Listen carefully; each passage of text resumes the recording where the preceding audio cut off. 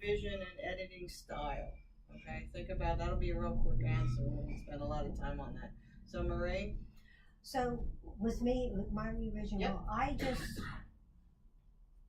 write the story 1st. I'm writing it and then I'll go back and correct it after. But I have people that I have reading the story for me to pick up more Okay. so if the story's flowing in the right direction, more so than the corrections. so these are beta readers. They're my personal beta Okay, readers, yeah. that might come up in one of Yes. the questions of So what that yeah, is. so I very send good. the story up for them to read and just make sure, because they know the books, Mhm. and so they're following the books, so they'll go, I don't know if this character is as active as it was in the book before. Okay. So, but then, because I'm really good at the story writing and the mechanics of writing, I suck at. So I have an editor. Okay. Okay. So my editor, I trust her. She works with me, so she does it all for me. All right. So she'll say, this part works better here, and I'm like, okay, my Okay. captain, because I really My I'm captain, I love big at the mechanics of writing. I'm good at just getting the story out there. So beta readers and my So you editor. rely on a lot of other people to help you make your writing. Well, the best. to just and for to- publishing, that's it. yeah, You just hand to make sure the story's flowing right, because when you're writing, you're in that story, Exactly. and you can't see. You're not far away from that story to really view it. Mhm. You know, so. Okay, Caridad, of editing, revision style, and your Well, I think process. my process, I usually write the first 3 or 4 chapters, and then I go over them a number of times, because I really feel like if you think about a building, that those first few chapters are the cornerstone. And so if you haven't really developed the characters or the conflicts in those first chapters, it's like a building. It starts getting wobbly, and you get that, what people call that sagging middle and everything. I have 2 different processes, because I'm both traditionally published and self-published. But in either case, what happens is I'll start writing the whole book usually till the end, unless I'm feeling that there's something not working, in which case I have a group of writer friends who all say, look, I'm really at this point here where I'm not sure that this is working right. And then generally after that, when I'm going the self-publishing route, I'll have an editor who will look at it before I self-publish it. When it comes to the traditional route, I'll send the full book to my agent, and I'm very lucky in that I have an agent who likes to read and likes to make suggestions and the like. And then I may tweak the book if she has any suggestions that she makes before it goes off to the publisher and goes through that rigmarole of the various editors that the publisher engages. I do a non-conventional way of writing. I write a chapter, that's how I start my book, and it may be the beginning, it might be the middle, or it might be the end, and we see where it falls. But as I go along, I kind of edit, because I get about halfway through, just let it all flow. And then I used to be a school teacher, so I storyboard. So I get a big piece of poster paper and stickies, and I put chapter 1, who's in it, the setting, what happens, and I do it all the way down to where I am halfway. So I know where I need to go, where I need to boost it up a little bit more, and then at the end, that's a key tool to know, oh, this chapter only had 5 pages. I mean, I need to get some more stuff. What can I put? And I kind of see it as a whole. With Black Opal, I have an editor, so whenever it's done, I send it out to her. She tells me what she'd like to change before she even changes it, and I have yes or no with that. They work with you, but when I do the self-editing, I have some friends that work as beta readers just for me. They'll read my stuff, I read their stuff, they give suggestions, you might want to put this here, or this would be much better with this character. So they give me really great feedback. So that's when I do the self-publishing stuff. So in other words, writing is not a lonely process. You might be writing it, but eventually it's going to go under the eyes of other people, and you rely on them for their help. Jennifer? I go through and I write the whole book beginning to end normally.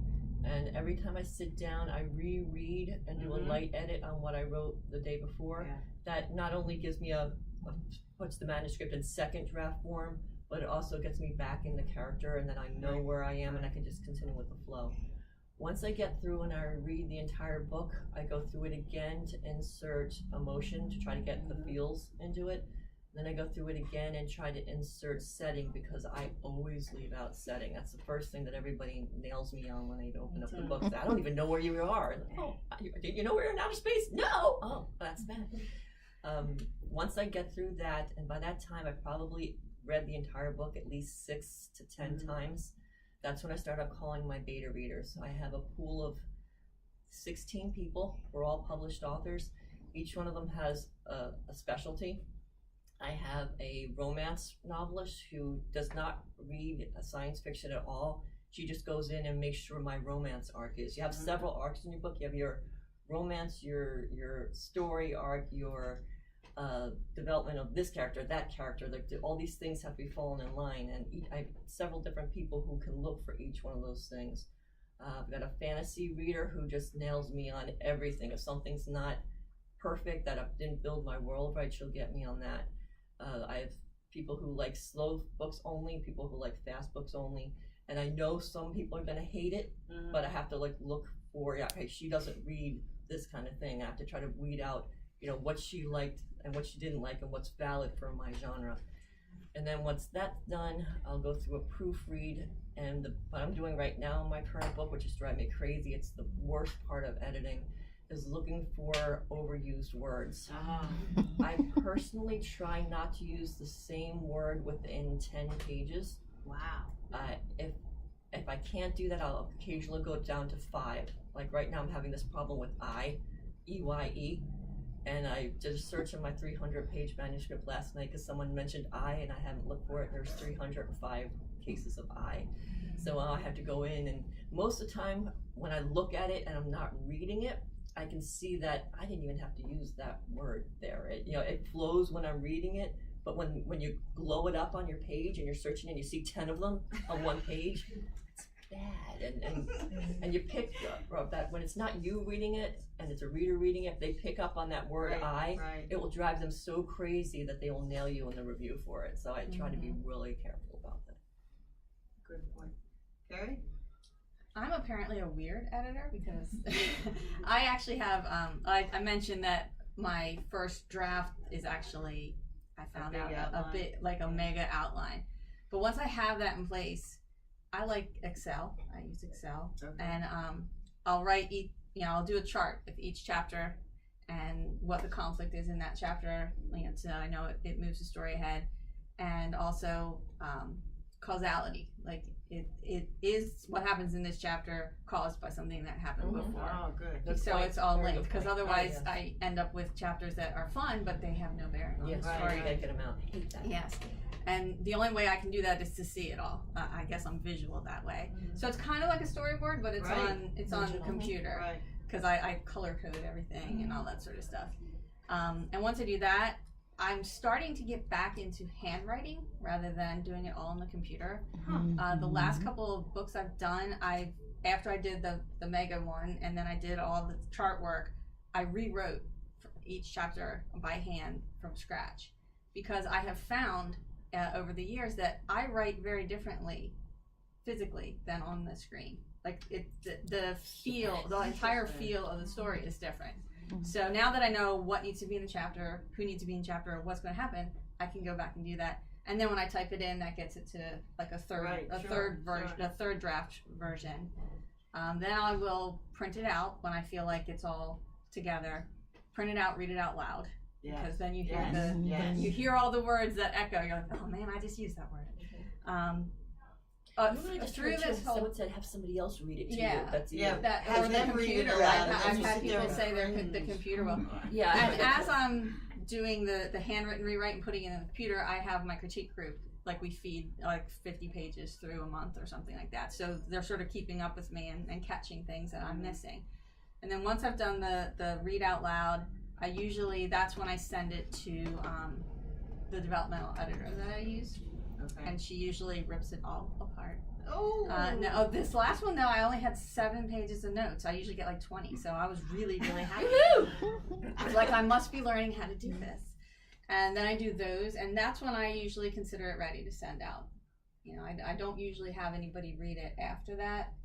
I did for one of my last ones that's now out to agents, but that's because it was a genre I didn't usually write in, so I wanted other people to read it. So so that's usually how I go. My turn, I guess. I'm kind of like Jennifer in that I spill my guts and get the story out. And then, of course, that's a rough draft. Then you go back and you add the meat. Basically, you're just kind of laying out a skeleton. This is who, this is that person, subplot here, this person character, this place, that place. We are in this scene, we are in this setting, and so it's very sketchy. Then you go and you make it rich. Then after that, like Kerry, you end up with too much, and then eventually through various editing and rereadings, you polish it up. And you switch out a word here, or you change a paragraph there, or you decide whether this scene really is going where it needs to go, if it's worthy enough to stay, or if you add a few more details, make it worthy, and then it can stay. So it's like bringing up children. You're constantly reassessing how you're treating the situation depending on how much energy you have, how much protein you had for the day, if your brain is working. Sometimes you say, okay, I can't work with this anymore, and you just set it aside. There are times that it works out best if you let it sit for a while and then come back. It works